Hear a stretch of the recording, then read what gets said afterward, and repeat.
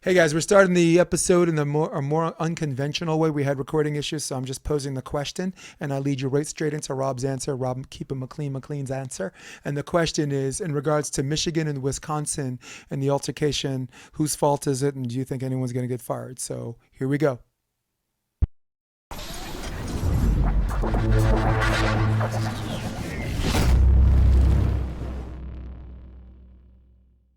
To be honest. I mean, who started it? Let me just say, and this is to all sports, is unwritten rules. I can't stand them, right? I understand where they come from, right? But if a coach, right, and Juwan Howard should take if this is what happened, I don't know what happened. Maybe he is trying to be a jerk, but at the end of the day, if a coach is trying to have a teaching moment for some of his players and he ends up using a buttload of timeouts on him, right? There's no disrespect, right? Because it's different NBA game, right? NBA is different than college. If you're in NBA, there's not a lot of teaching moments, you know? No. There's not there's not growing boy, we gotta learn, we gotta teach this guy to grow into something else. Everybody's pretty much grown, or at least they're given the respect of having their space to make their decisions. When you're in college, like it's about trying to, mold these younger men into, you know, a good let's say person for society even. Um and I'm not saying that's not what Jawan's doing, but you can't take an unwritten rule, like an NBA unwritten rule, that is, and when a game is late, you don't score buckets and you're up big, or when the game's late, you don't do a bunch of timeouts, or when your team's up, you don't foul the other team. Like these are all unwritten things, which I understand. It's respect in the game, but at the end of the day, it shouldn't make you go and uh, be the judge, jury, and executioner of said unwritten rules, right? It should be a collective understanding that that's not what you should do, and they should get, some bad feeling. Teams should want to beat that team that does that to another team, but you don't go out of your way to execute what you believe is a wrong play of a rule, right? And it goes to baseball too. It goes to tons of other sports that have unwritten rules that aren't a part of the rule book, but players believe in them almost more than the rules themselves, right? So that's the first thing. That's where it came from, or that's what started it. Is Jawan's Howard understanding that this coach was trying to be disrespectful by using his timeouts in a situation that didn't deem to be a game stoppage, to kind of dig the knife deeper into the Michigan players. So that's just ridiculousness. Should I forget the second question? Well, Uh, we'll do the second question together though, because all right, I want people to unpack what you said since we're on like a subset of the subject matter. Make sense? for sure, for All sure. right. Here's what's really going on. Juwan Howard's salty. He's mad because Wisconsin was styling on him. You mad that song? You mad because we styling on you? That's what happened. The guy couldn't have called zero timeouts and let it run, and he would have still been in the same boat as far as Juwan Howard shaking his hand at the end, right? He could have called five timeouts or promised to never call timeouts at the end, or have never done it again and still been in the same boat as far as where Juwan Howard's mental mentality was. All he did when he did that was give Juwan Howard ammunition to direct his frustration and energy at. I'm not a psychiatrist, but I recognize the symptoms of real human behavior. And in where we live in California, we have an opposite thing. We have a sore winners thing. They're your friend, and then when they beat you, they act like a jerk. This guy was not acting like a jerk to do that. I don't think he was doing that. And Juwan Howard, with respect to his NBA ability, does not and that does not entitle him to bring a set of rules like you said that he thinks supposed to transfer from the NBA to college, right? Clearly, Rob, the NBA is run by the players. Clearly, Rob, the college is run by the coaches, and we do what the coach says. You get the fuck out. All right. That's not the same with players. We're going to talk about LeBron James a little bit later too. So we know that's not the same player and coach dynamic, and who has to go and who gets to stay and who scholarship rides. So from this perspective, because we're going to talk about consequence and all that stuff, I'm not really sure what that guy was supposed to do. He has to do what he has to do to protect his players and win the game. And if there's some unethical thing going on, they have to have Shawan Howard at least should have the integrity and the decency to have that conversation with a guy who's been coaching college longer than him. Okay, Jawan, no doubt in anyone's mind, Jawan Howard got that job because he's probably a Hall of Famer. All right. So there has the respect is bisexual here. It has to work both ways. And that guy was trying to explain at the end, and Jawan Howard was trying to walk past him, which I think is disrespectful. Jawan Howard's a head coach. You're a head coach. His pedigree of "I don't want to talk to you right now" should not entitle him to disrespect someone that has the same rank. In fact, paid more dues than Jawan Howard did. A lot of people were siding with Jawan Howard on this one. Perk was like, "Oh, you don't touch a man. You just don't lay hands on. I don't believe in handshakes. You don't touch a man. Come get out of here with that shit." Jawan, he's looking after his boy because if Jawan Howard, if the situation were reversed, be honest, Rob, if the situation were reversed and that guy didn't just want to walk by and not shake Jawan Howard's hand, wouldn't that's the same Perk? Wouldn't maybe the same Stephen A. Smith? I'm not trying to put his name in my mouth, but wouldn't these people have an adverse reaction to that? Wouldn't it be like that guy's disrespectful? He didn't want to hear it. He's a sore loser. Why the fuck can't we say that about Jawan Howard? Why is he the exception? That's bullshit. Yeah, I mean, go ahead. I don't know what was said. I still don't really know any of the facts behind it. We really only know what we saw, of what was going on. Yeah. He said it at the press conference. It only takes for somebody to say something antagonizing for somebody to, blindly react to what they heard. And then, the situation could be different. So all I'm hearing, because usually when it becomes, let's call it what it is, racist, which is not anything about racism. I've heard a lot of people talk about racist this, racist that. Oh, it's racist just because it's a black coach and a white coach. It's like, it really has nothing to do about that. One guy who's a head coach struck another guy who was a head coach. Who's an assistant coach. Honestly, Sorry, he struck his assistant. Another coach, right? Yeah.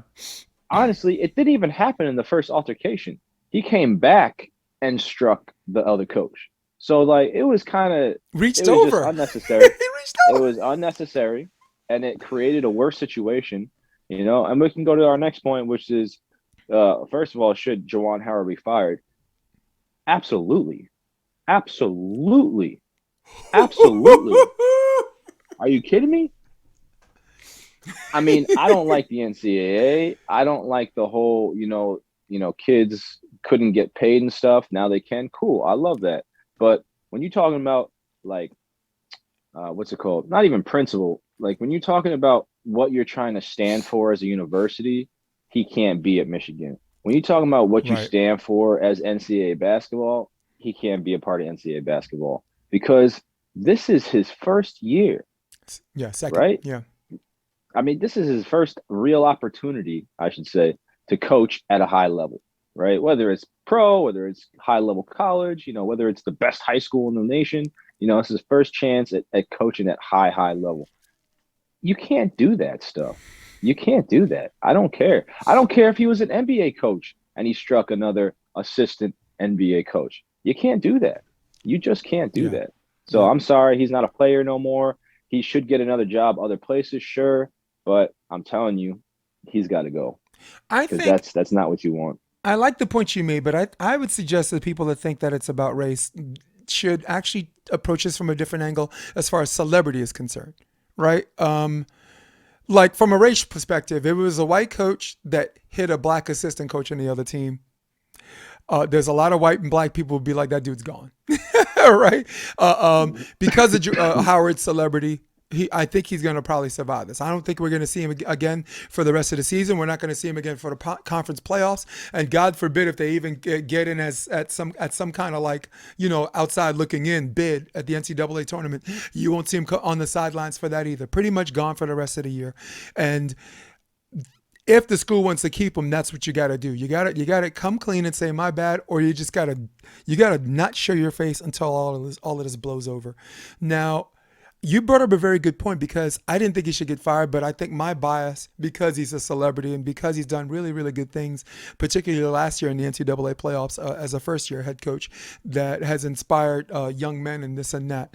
And there are certain people who are players, like if you touch them, they go a different level. Remember Charles Oakley? Charles Oakley, Mm-hmm. the dude was fine with everybody. Just don't touch him. You don't touch the person. And that was the point Perk was trying to make. But that's a player's thing. Something that Stephen A. and you and I co-sign. That's when you lose and there's this level of testosterone and you're still boiling. I understand why a player wouldn't want to shake hands. But a coach, someone who's in the game in a freaking suit, you have to be able, it's called stress. You have to be able to deal with that maturely. It's called sportsmanship, and I don't think the guy touched Juwan Howard after he said, don't touch me. And that's something a lot of people are missing. He touched him to say, hey, hold on, please, let me explain. And Juwan said, don't touch me, take your hands off me. And then from that point, he didn't. He put his hands back and then everyone got in between. And then, wow, he's got long arms, man. He reached over like his own player and another coach and like, it looked like a pimp slap or a punch. I mean, I'm going to watch it again after we get off this podcast because I watched it like 5 times. I still can't make a heads or tails of it. But if he got fired for this, it's something that should happen in this climate, right? Bobby Knight has done worse and has kept his job for so long. And then when the times changed, right, you knew it was only a matter of time before Bobby Knight had to go, right? Bobby Knight was fired just for holding a kid saying, you call me Mr. Knight, don't call me Bobby. And he got Yeah, so but again, that is a little different because that's between the coach and his university. right. Right now, this is between one coach and another coach because Yes. that's just assault. And then Yep. that's between, the coach and its own university. Mhm. And then it's going to be between Michigan and Wisconsin, right? I mean, this is all bad. I mean, It's and that's terrible why I'm because it could saying, have been like, a teaching if moment. well, sure, It, but let's just say, the two solutions you gave about hiding for a year, even if they're being successful, you got to hide them out, or he's done for the whole year and he comes back next year. that's How is that's that? mhm. Like but that's crazy. Like you're basically saying because of his actions, the whole team loses out this year. Done. That's it. Because you either have to bring in a new coach, right, or you got to interim a coach And that's what and they're then gonna bring do. him back next year. That's insanity. Like you just hired the guy, Yeah. right? He's just starting to get his grips into the gone, bro. I'm telling you, he's got to go. He's got to go. Because the thing is, the only way he's going to survive is it has nothing to do with his celebrity. He really isn't that big of a name in the NBA, honestly. He's a big name from Michigan. He's a Right. big name from the Fab Four. He's a big name 5, yeah. from University of Michigan. So if he's going to survive this, it's because he's a superstar there, right? That's the only way. And if he does survive this, unfortunately, it's going to throw a wrench into the plans of other African American coaches. I'm Right. sorry, but that's just what it is. Whether it's there's just tension between black coaches and white coaches. No, that's wrong. But that's what that could be conceived as, right? Black coaches can't control themselves, or even black player coaches can't control themselves. That's just like, damn, bro. Like we just threw out any opportunity of legitimately great coaches in the future just because this guy can't control himself, right? Yeah. And the That's sad that sucks. it That sucks, sucks. yo. Well, what sucks, Rob, is the old saying of white people have a career, black people have a responsibility. I hear you, man. You know, And it's not really even black and people. it It's would just no, but non-white. that's why it would hurt worse, right? That's why it's going to hurt black coaching opportunities worse. Yeah. Because We only get look, one chance. yeah, look, he's the angry Yeah. black dude. I mean, and there are people out there saying that right now, and that's not what really happened. It's a shame that happened, It's but that's not. not. It is. That's just one of those. I mean, to me, that he's a type of person. He's one of those don't touch me personalities and snapped. And he doesn't strike me as a good loser. Like he was what I said in the beginning of my diatribe, Rob. He was salty. He was salty, and yeah, people think he should, but he's probably not going to. He's probably going to get suspended until the beginning of the next season. And when next season comes, if I'm a betting man, I bet you people won't even remember this. And I don't know if that's a shame or not either. I mean, we can revisit that, but we need to move on because Mm, we can go all day on this and we still got some other for subjects to real. talk about, For real. no doubt. But very well said, And I only press, for the people listening to the podcast, I only press record when Rob started this diatribe. So guess what? That's where we're starting this podcast. I missed the whole introduction thing. I missed the Rob keep it McLean thing, but we're gonna That's rinse true. That's we're true. gonna rinse and repair that at the end. But they get to hear your voice first. What? Fuck out of here. He's like, it's about time, Jay. Yeah. All right, move on to topic 2, okay? We first of all, topic 2, before we talk about Masvidal and whatever, quick question. No. Let's save that for quick question. Let's talk about Masvidal and let's talk about Kobe Covington, okay? Now, we're jumping ahead. It's UFC 272, and it's the first time in a minute that a pay-per-view was headlining a match, a main event that wasn't for a title, right? The last time we saw that, I got to go back really, really far. Maybe Conor Nate Diaz too. Maybe there was something in between that. And if there was, I don't really remember. Like even the BMF belt was not, that wasn't a main event anyway, and that was in Madison Square Garden. So Jorge Masvidal, Gamebred, is going to be fighting Kobe Covington. A match that over the weeks is starting to look like it's more personal, and it's gotten more personal. These guys were close friends for a while. They were roommates. They were training partners, all part of America Top Team, I believe. But all of a sudden there's salt, and all of a sudden there's back and forth, and all of a sudden it's like I hope the ref trips so I could hit him a bunch of more times. And I guess my question is, because this I know it seems like it's been happening for weeks, but it really started out of the blue, in my opinion. Rob, my question is, how much of this is a work? How much of this feels as real? So they've actually been going back and forth about this for probably about like 2 years now. Okay. But like it's been like education. light peppering a year or two ago, and then like started like to pick up momentum, especially when Jorge fought against Usman. Because Kobe thought that he should be fighting against him. How did this guy get the title shot? Yada yada. So I pretty 99% sure it's real. I'm just interested in the fight. It's just I don't mind who's talking what. I mean, Kobe is just fake no matter what. So even if it is real animosity between them, what comes out of his mouth may not be real. It came from a It fake might place. just be like So. And Jorge, I think he's like a very genuine person, but I also think he's, he is a journeyman. I remember when I first saw him, he, it was kind of 50-50. It wasn't like, oh, this guy's a superstar. He kind of just came into that off of a couple good wins in the last couple of years. So I think, honestly, I think Kobe's going to run through him. I think Kobe's going to do what he does to everybody except for Usman, because he knows that he can't do that with Usman. And so we'll see what's the difference, but maybe he should try to do that with Usman as opposed to trying to do something different. It would be a fun fight to watch. But yeah. I don't think on Masvidal's part that it's a work. For everyone listening at home, a work is when you kind of put on something to produce a result that's manufactured, and nobody knows except the two people. Like it's a wrestling term, right? Someone gets pinned, they already know who's going to get pinned. It's just a matter of working out the how. That's a work. How someone loses a match. But I thought I asked the question, was this whole promotional thing a work? And I guess I'll address one guy at a time. Masvidal's part, probably not, because when Masvidal's ready to fight someone, he gets worked up like this anyway, even if he likes you. He's like, dude, we're about to punch each other in the face. I can't train and I can't act like a nice person about this. It's not normal to him. It doesn't feel normal to act like a nice person about that shit. Now, Covington, it's hard to understand. To me, how do I know he's being fake? It's when he moves his mouth, man. Because he went from this quiet dude that's humble and just working to this cocky, loud, belligerent dude that he claims saved his career because he thought the UFC was going to cut him. So he felt like he had to do something chaotic. Kobe Chaos Covington. And it started with Brazil, right? Talking about how this place is a dump. These people are filthy animals. And then, they want an apology. And he's like, I'd like to apologize to filthy animals. And I'm just like, wow.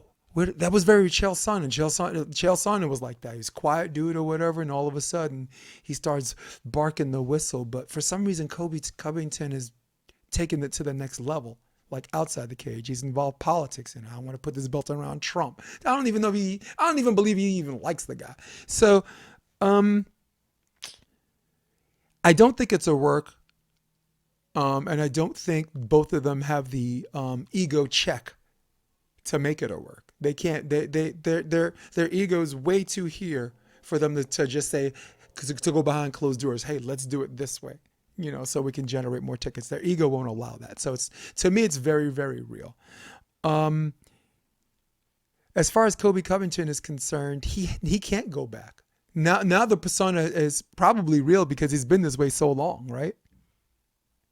Think Yeah. about that. I mean, Right? Think about that. If you're in World War II and you're an American spy and you have to disguise yourself as a Nazi, right? If you disguise yourself as a Nazi for 3 years, you're pretty much doing more work for them than you ever would as an American spy. So, that's true.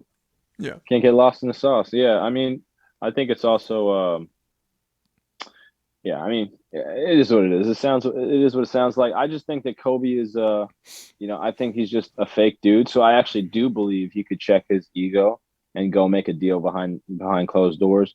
But I just think Jorge's a pretty genuine guy, and I think that he does have a large ego like everybody else in the UFC. And I don't think he could step away and say, hey, I'm just kidding. This isn't what it is. Let's go out there, put on a show and earn some money.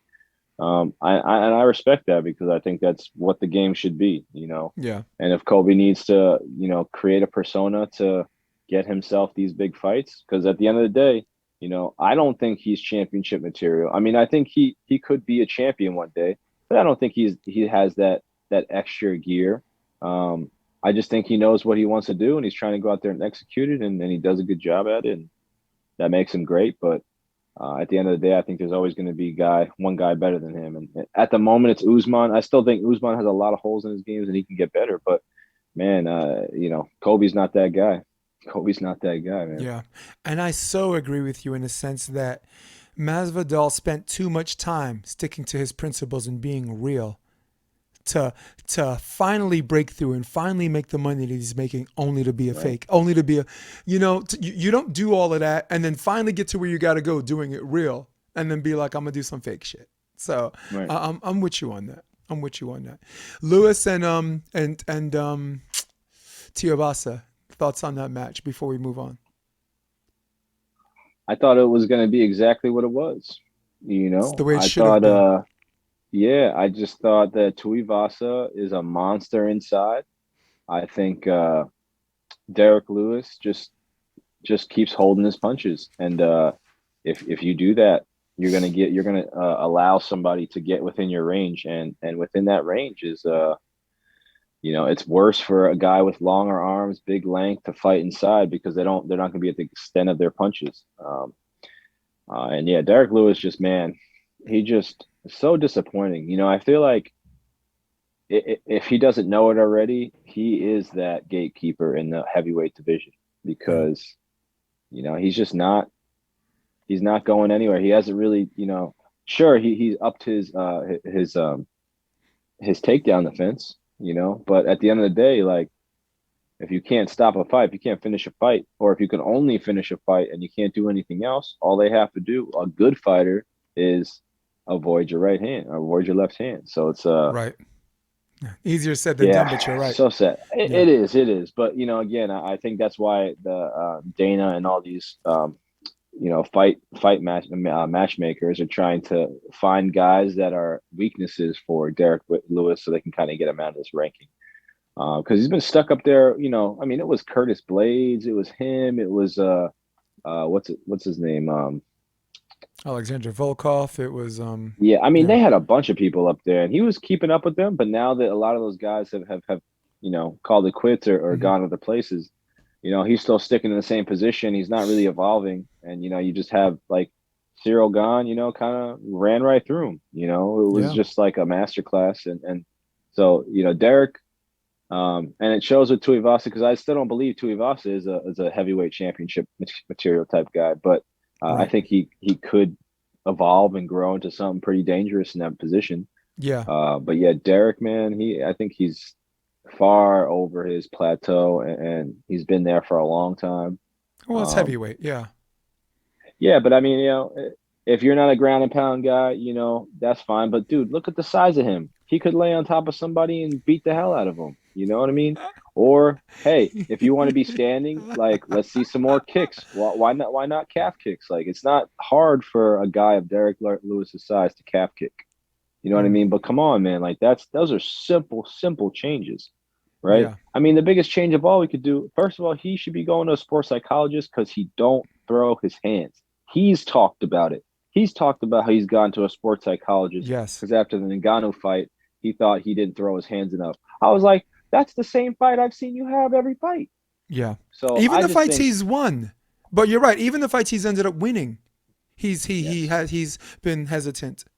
Yeah. hesitant, and then it's like the very last hour. I mean, the very last minute of a fight, he'll explode. It's Mhm. like because look, there's fighters just like that. Sorry not to go too far with this, but there's fighters like them with like Yoel Romero, right? He was one of the most all time expend your gas tank, take a couple minutes and recharge. Expend your gas tank, take a couple minutes, recharge. But if you never expend your gas tank, what are you? You're just a punching bag, and that's what Derek Lewis is. He's a big guy, so he can take punches. He gets punched, and then he tries to wait for that one time, but he feels like he can get them, and he pounces all over him. So at the end of the day, you're gonna have guys like Cyril Gahn. I Mhm. would love to see John Jones against Derek Lewis, but you have these guys who have all these different types of ways of winning, and Derek Yeah. Lewis has one, right? So I think I John feel bad for him.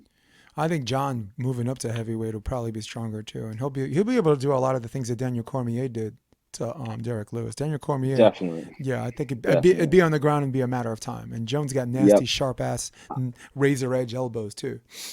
I think John is gonna ragdoll people, and He's gonna surprise some people, it would have been so much fun to see Ngannou versus John Jones but we know that's because not gonna happen. of course, but if Cyril Gahn can go 5 rounds with Ngannou, or if he can try to take him all the way, Uh huh. I think John Jones can at least body up with him physically because Cyril Gahn could not clinch with and Ngannou. There's no way. I mean, he's 270 on the mat. Like that's 30-40 pounds over what Cyril Gahn is. But if you got John Jones who can actually physically, push him back and start to clinch and make him actually do things in the clinch into the ground, that's a real thing, you No know. doubt. No But doubt. John gonna get slept though if that happens. Yeah, Well, because that's all they I'm saying. pack a lunch, man.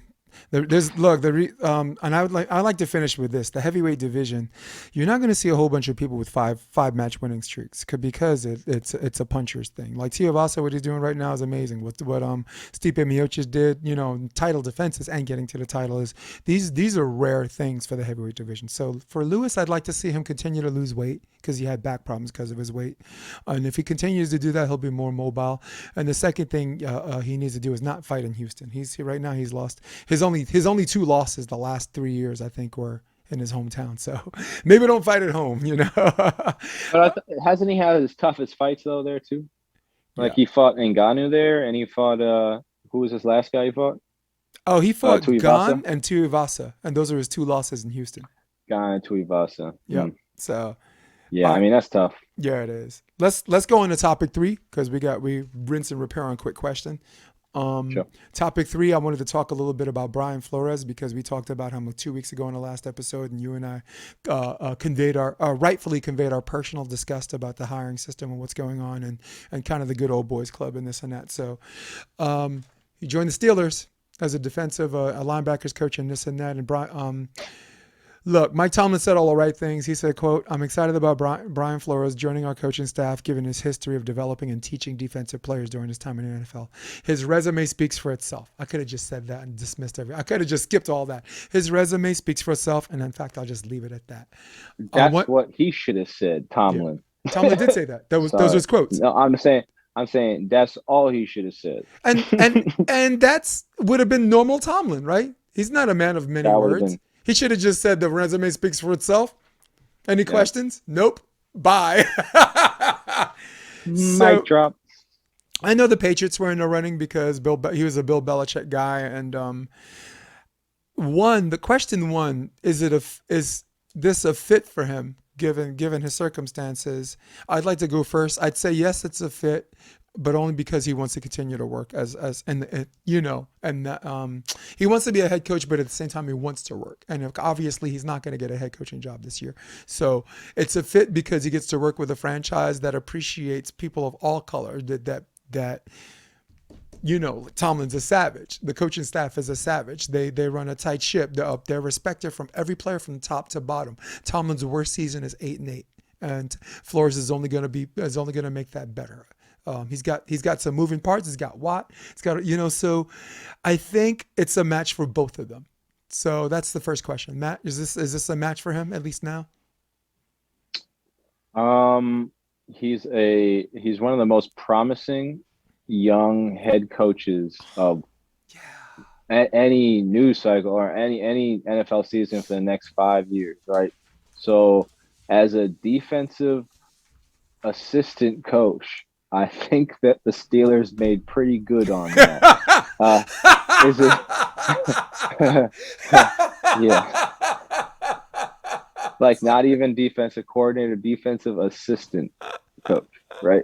So yeah, I'm pretty sure he's gonna make some good football players. Yeah. Um, is it a match for him? Does it hurt his brand? Nah, because I feel like it shows yet again, and like we were saying too, you know, some people get, careers and other people get chances, right? And he's just showing that he can be humble, step back, and say, I don't need to, it's not head coach or die for me. I Right. actually enjoy coaching, and that's what I'm going to do. I'm Right. going to coach and earn money because that's what I got to do for my family, right? Because again, he's not, I mean, if he thought that he's going to get money from this lawsuit, maybe he wouldn't work, right? But it's Well, not really about the money, it's about the principle in the agreed. lawsuit. It's Yes. not really about the head coaching job, it's about the principle of working and getting paid for what you work, right? So at the end of the day, it's a match for both of them, sure, but he is completely overqualified for the position, and the Steelers are completely underqualified for having. They don't really need help on defense, right? Yeah. Like it's just kind of like you're just giving the rich more, or making the rich happier, richer. It's just the defensive team, the defensive head coach of Mike Tomlin, one of the best defenses in the league last year in Pittsburgh, probably doesn't need a defensive assistant coach that was a head coach. But, I'm glad he has a job. I'm glad he has a job where he feels safe and secure. And I could only imagine what he would be feeling if the only opportunity he got was from the Patriots, from the coach who all pretty much sold him out or told him that he was getting a job before the other guy was getting a job. Like I would feel terrible for Brian Flores if he would have to work for Bill Belichick with whatever information Bill Belichick has and knows about the situation with the Giants and Brian Diabola and all that stuff. So I'm glad that didn't happen. And the Steelers seem like a good, healthy franchise for him to go to. Sure. Yeah. And we'll mic drop on that one. I like how you said that. I'm gonna leave it at that. Okay, we go to our other category. This is category number 4, my personal favorite. Ladies and gentlemen, I bring you to shame or not to shame. Shame. Shame. Shame. Shame. Shame. Rob, keep it McLean. Let's turn on McKee, baby. Let's do that. Rob, to shame or not to shame? LeBron James publicly criticized the brass for not capitalizing on the trade deadline and other player acquisition. So, does the shame go on Rob Pelinka or does the shame go on LeBron James? The shame goes on Rob Pelinka and then a little sprinkle on LeBron James. Because of the whole roster buildup, not about like where it is now, right? Not because they traded like serious assets to get Russell Westbrook. Why? And it's not because I mean it even goes back to like why don't they have another center there? You know, like why is Anthony Davis playing the five again?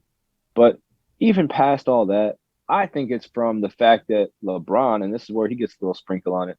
LeBron forced their hand to get Anthony Davis before ever doing any background checks, before asking anybody like, what is this guy as a player? No, we just know he's a top 5 player, he's a top 10 player. We need him on this team. Like it was never a fit. It was never a fit.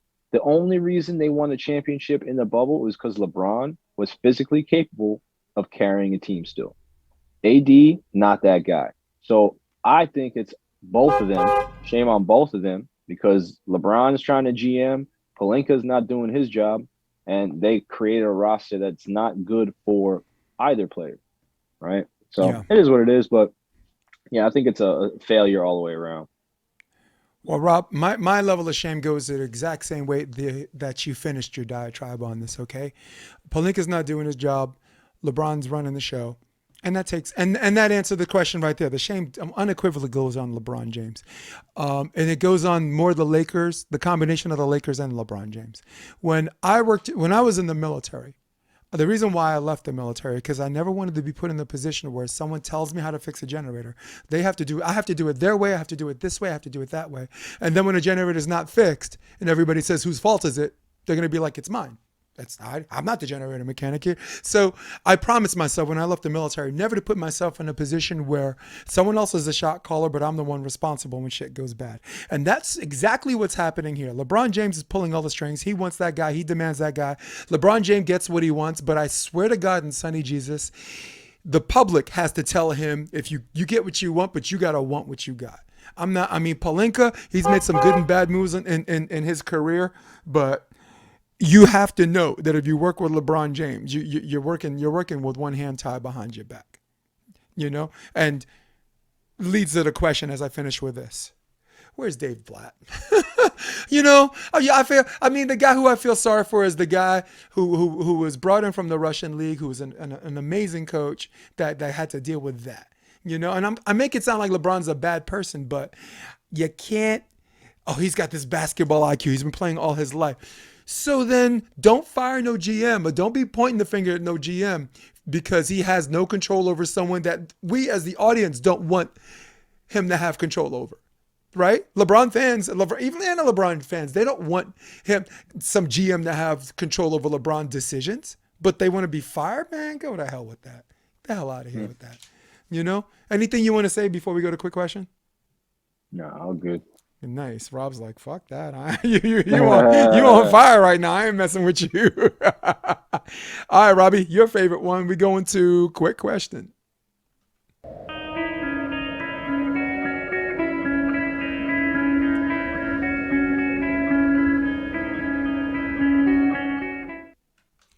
All right, Bobby McGee, we only have a handful of these and we out of here. All right, quick question. Sure. Can the Suns still take the top seed without Chris Paul? He's out for 6 to 8 weeks with his thumb. Yeah, man. I think they can. I like that whole team together, man. Quick question. I got to go an emphatic yes. I think they can. They have a 6.5 game lead, and all they got to do is not. There's so many games that they're going to play. They just don't have to beat themselves. Quick question. Which Super Bowl team between the Rams and the Bengals had the best chance of getting to the AFC or NFC championship game? Is it the Rams or the Bengals? Who has the best chance of being back at the scene of the crime? Back in. Honestly, I think it's the Bengals because they're on the way up. You know, they got a lot of young pieces, and all they have to do is just keep adding on top. You know, at the end of the day, they got one of the best quarterbacks in the league. If they do anything to that offensive line, it's going to be a great team. Mm-hmm. The Rams, they got to bring back a lot of pieces. And again, if one of those pieces don't come back, that might just be the chink in the chain, you know? So I just think it's a lot to want, not only repeat, but only to bring all that energy back the next year. It's not in LA this year coming. So I think the Bengals. I like that. For me, I go Rams because the Rams are the kind of team that you see coming. You know what they're going to do, and they win anyway. The Bengals, they won a lot, in large part because a lot of them didn't see him coming, and you can't help but underestimate a team like that. But now they see him coming. This is the self-correct league, and you got Mahomes, you got the Buffalo Bills, who have a pretty strong team coming back next year. You got the Tennessee Titans, who aren't going anywhere. It's going to be very, very hard for them to get in that scene of the crime. You know, with Tom Brady retiring, I like the Rams' chances better, so I'll go the other way on that. Quick question. Who really won the Israel Adesanya Rob Whittaker match? I'm going to go first one on this one. I gave it to Israel Adesanya first 3 rounds. Yeah, I mean, I think it was close, but I go with this all the time when champions fight. You know, if you the challenger going to the champion, you gotta put a definitive mark on that win. It can't just be like oh, maybe this person. If it's a iffy, it's always gonna go to the champ. So you gotta stomp dude out. Yeah, I love that. You got to stomp dude out. Hey, last quick question, bonus question. Who's next for Jamal Hill, man? He knocked out Johnny Walker. That's big time, man. I know. I like Anthony Smith or Volkan Ozdemir. Who do you like? Both great picks. I mean, I don't even know. I wasn't expecting that to happen, let's just say. So yeah. my shit, who's next? my list was a lot lower down the thing, but I like your picks. I like Ozdemir. Right. I definitely think that'd be good, and Anthony Smith. That sounds like good fights. Right, cool, man. That's it for quick question. All right, but before we go, just gonna give a shout out to everybody who's stuck with the podcast, everyone who's kind of doing their thing and at the same time finding the chance to listen to us. Most importantly, on Facebook, I got my Option podcast handle disabled, unpublished, and they won't tell me why. They said I violated their community guidelines, though they won't tell me my community guidelines, and I could just let it go. So all of the Option podcasts are probably going to go on NY Varsity Sports. So I'm gonna combine the two of them for now, but that's not over because Rob, there's a principle thing going on for me. Someone saying that I did something unethical or whatever, and I all the wacky shit you could say about me, I'm not that guy. No, my integrity, my honesty, and my ethical behavior has never been in question, no matter what anyone could say about me. So, I mean, they can hide, but I'll find out what I'll get to the bottom of that, you know. So, anything you want to say to these guys before they leave? Stay happy, stay healthy. Stay happy, stay healthy, says Rob McLean, man. Rob McLean might love you guys, but me, I don't. I think I speak for Rob. We don't have a lot of love for anybody right now, dude. It's been that kind of day. So, but thanks for wow, shut up. So thanks, Rob. Thanks for powering through this. I know it's a tough time. We had both of us had a rough 2 days, personally and professionally. So I appreciate you coming on, and at the end of the day, performers got to perform, and mad respect for you on that. Of course, man. You too. All right. So for everybody else, from my man Rob, keep it McLean. I'm Jason DeBeas. This is The Option. This is Sports Debate Tuesday. Love you guys to pieces. We're out.